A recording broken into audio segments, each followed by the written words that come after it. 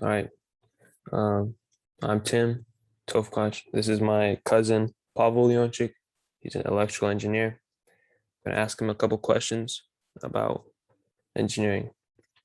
So, the question number one is, what made you want to be an engineer? Um, it's a good question. Um, from childhood, I liked to solve problems and just liked the idea of electronics. Got into electronics from high school. Took some electronic classes, and then um, really just looked up careers and put 10 highest paying jobs and found one. And electrical engineering was on there, so Yeah, went to do that just for that. But then after taking more engineering classes at PSU and OIT, I fell in love with it more. So yeah, it's just curiosity really, and yeah, the difficulty aspect too. awesome, nice. Second question is, what college did you go to for your education?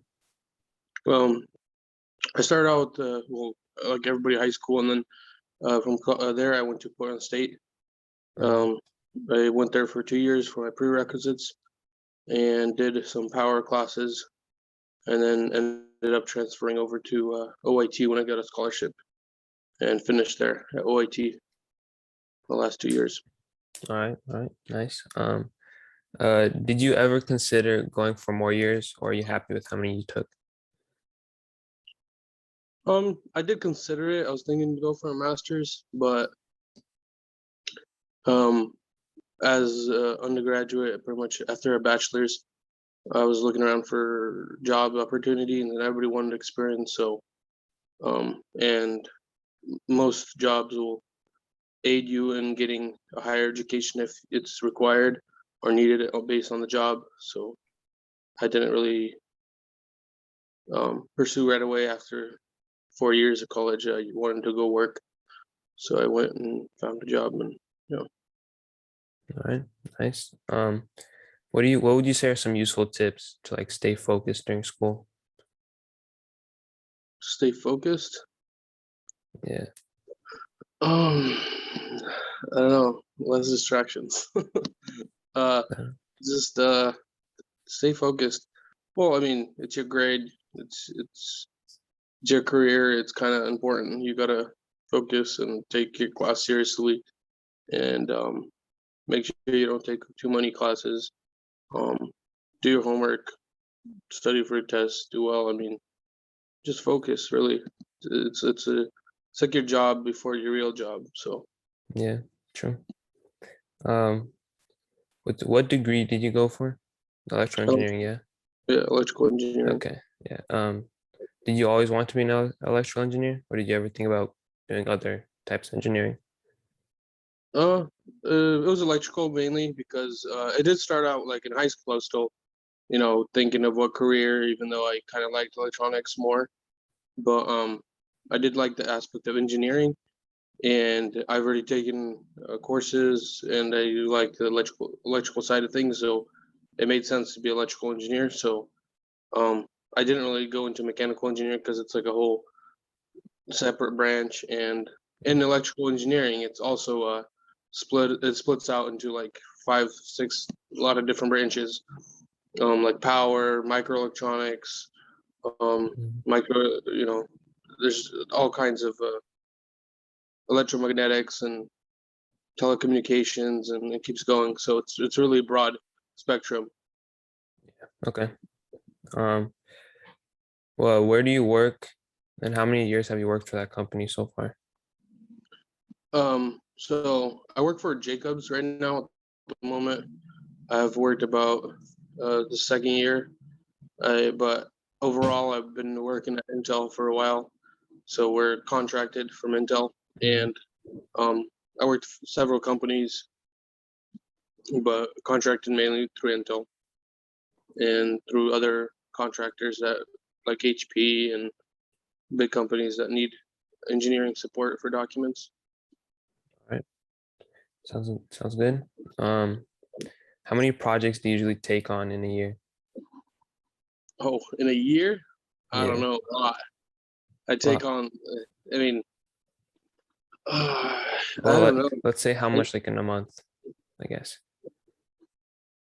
I take on in a week. I could take on like the thing is. So I started out when I just graduated. I found a job and as a designer, so that'd be like pretty much doing the blueprints Uh-huh.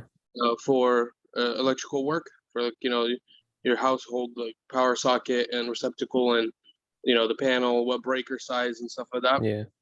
But then after doing that for a year, I was like promoted or I guess got a better position where now with Jacobs I check people's blueprints. So it's a different role. So projects go by pretty quick. We get like um, 3 or 4 projects a day that I check.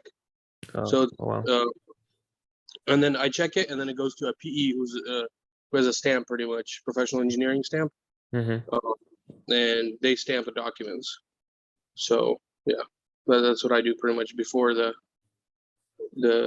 main engineer. I double check the calculations, the breaker sizes, the wire sizes, transformers, what sizes, and stuff like that. All right. All right. I hope it makes sense to you. Yeah, it did. It did. Kind of. What would you say has been the hardest part of being an engineer so far?